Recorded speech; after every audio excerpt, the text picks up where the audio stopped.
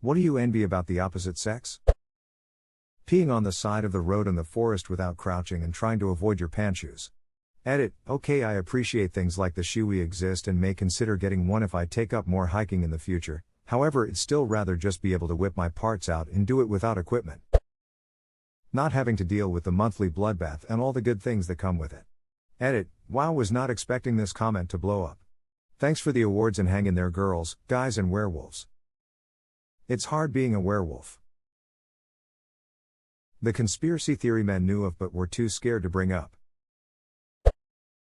I seriously envy her orgasm. Yep, lasts about 2 seconds for me, then I'm done. Therese ways to extend this through breath work and muscle tensing. It works. Edit, lots of questions on technique.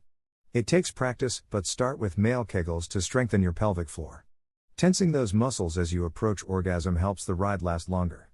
Also, take deep breaths while you are coming to the edge of orgasm, and try to breathe through the sensation. This both heightens and prolongs the orgasm experience. Breathing is key. Holding your breath, which most people do, makes the orgasm shorter.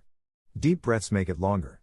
Right after the initial wave hits, keep stimulating your penis through micro movements, easier if you are masturbating versus having sex, but works either way. You know the overstimulated response where even a small touch almost hurts. Touch just enough to that spot to create pleasure, but not so much that it overdoes it. Some strokes or squeezing just to the side of the head usually work. Over time, this reduces post-nut don't touch that sensation and increases orgasm duration. I practice this while masturbating and usually during sex, and frequently experience shaking orgasms that go on wave after wave for at least 30 seconds, feels like an eternity. I've had a couple of partners remark they wish their orgasms were so intense. 1010 would do the work once they realize the benefit. Side note, anal stimulation and prostate orgasms are a different thing, but 1110 would do that again. Okay, 3 whole seconds. That's a 50% increase in performance, take it. I'm on Prozac. What are you guys talking about? Being able to play silly games with babies or young children without people automatically assuming you're up to something nefarious. Yes. I told a story on another AskReddit post about how I used to be a summer camp leader, and any time I would interact with a child that is more than just talking, I would get dirty looks from the middle-aged women that also work there. Meanwhile, the girls that work there could hug the kids, get them to sit on their laps, and show affection, and none of the ladies would bat an eye. One time a girl was leaning against my leg, and I was telling her to stop, but instinctively she would continue doing it after a couple of minutes. When her parents walked in, they pulled me to the side and told me how their daughter touching my leg made them uncomfortable. It made me feel so shitty, people seeing me as a potential predator even though I just love playing with kids. It turned the job I once found fun and amazing into a job that was stressful and one that I had to be careful with anything I did. Edit, so apparently a lot of people have seen my previous comment about this in the other AskReddit thread. Next time I'll make sure to tell a different story to switch it up, haha. My older brother was a camp counselor when he was 17. He got fired for being too affectionate with the kids. He wasn't doing anything different than any of the female counselors. No parents even complained and all the kids loved him. It really bummed him out for a long time. This was in the 90s. Hey, same here. I had 3 years of training under first aid, child care, coaching courses, and I even had a canoe license because I wanted to teach the kids better. There was this one kid, not allowed to say his name, that was very quiet and got picked on quite a bit, so naturally, I hung out with him more. After a few days into the camp he figured out by my voice that I was a YouTuber and I had him keep it secret because we weren't allowed any outside contact with the kids. Honestly, this was kind of my bad because I didn't block him on YouTube or anything, and in fact I accepted his friend request for Fortnite. That was his favorite game, and his mom found that his only friend outside of school was an adult from his camp and called my boss. That's so stupid. Kids need positive adult role models in their lives besides just their family. I don't think you did anything wrong.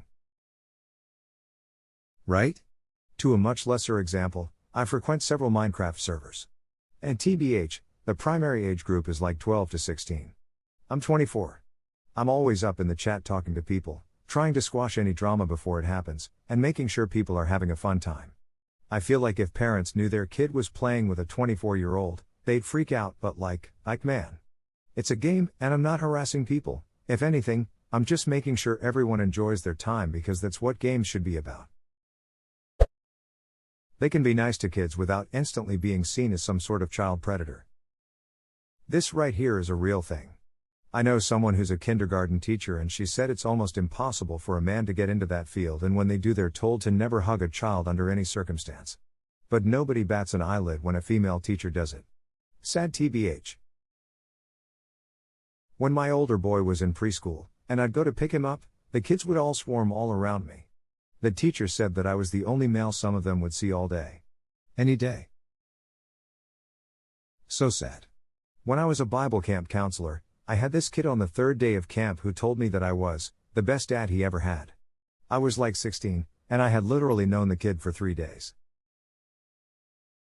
I went through something similar. I was a counselor for a Bible camp that was for kids from poor families. I was around 16 at the time. This was back in like 1996? Maybe 97. When the camp was over, almost all of them were saying how they wished they had a dad like me or something similar. It broke my heart. I still have a picture somewhere with that group. I hope I didn't lose it in the many moves I've had. I often wonder what they are doing today. I think they'd be around their 30s by now. Very unlikely the same camp, but I was one of those poor kids. I grew up to be a social worker after being homeless in my youth, so it'd say mixed bag, possibility for good outcomes. I doubt that was the comfort you were looking for, but positive adult role models were so instrumental in showing me adults didn't have to be like my parents, and you probably will never know the extent of the positive impact you could have had, but it could have been huge. For me, this is motivation to treat everyone with dignity. It can be a turning point for someone, so why not make it positive? Edit, a word. They have functional pockets. I had a girl stay over and next morning went down to make tea. Came up with a mug in each hand and my phone started to ring. She stares at me, in just my PJ bottoms, in total confusion. "Where's your phone?" "Here," I say as I put down a mug and take out the phone. She was incensed. "Even your pajamas come with real pockets?" They do? I've never been with a guy who wore PJ bottoms. That's infuriating. Some do, some don't. I have PJs with and without. The ones with pockets are far superior emo. Horrific when the elastic goes a bit on them though. Check your phone in your pocket as you look out the windows in the morning and you half flash the neighbors. They get to wear little mini skirts. But the second my balls are dangling in the wind, people lose their shit. Gotta tuck, bro. Tuck them into your butthole. You just made me read that with my own eyes. Receiving compliments from both genders when post a picture. If I post a selfie on Facebook, I'm gonna get 50 likes from the brothers but 0 comments. I made a post and the only comment it got was one of my friends saying you. No other context. You. Soulja Boy, tell them that they can pee standing up. Women will never know the satisfaction of pinging things off the inside of the toilet with incredible precision and a strong stream. Pissing off the streaks of shit is the best. Touch it with sport commentary and voila. I lost 40 pounds and my boobs are gone. Frown. They'll never know the pain of going to sit on a bike seat on a particularly warm day and pinching your balls. As a kid you would be in a hurry to get to Billy's house and you would hop on the seat and smash you balls with the force of Gallagher's hammer. Don't want kids and can't afford a vasectomy. Sledge-o-matic. Last time I matched with someone on Tinder was in April. They unmatched me in an hour before I even saw the notification. Edit, fear not my lonely friends, I took some advice from this thread and expanded my bio and I got another match. Edit 2, and they responded. I know both sexes can do this, but getting a whole bunch of your friends and sit while people are getting the dead skin off your hands and feet, cleaning and fixing your nails. My wife dragged me once and I really liked it. But none of my guy friends want to do it. I thought it'll be something cool than our usual sit at a bar drink beer thing. You could go with your wife again. I'd go with that guy's wife. Hell yeah, her treat?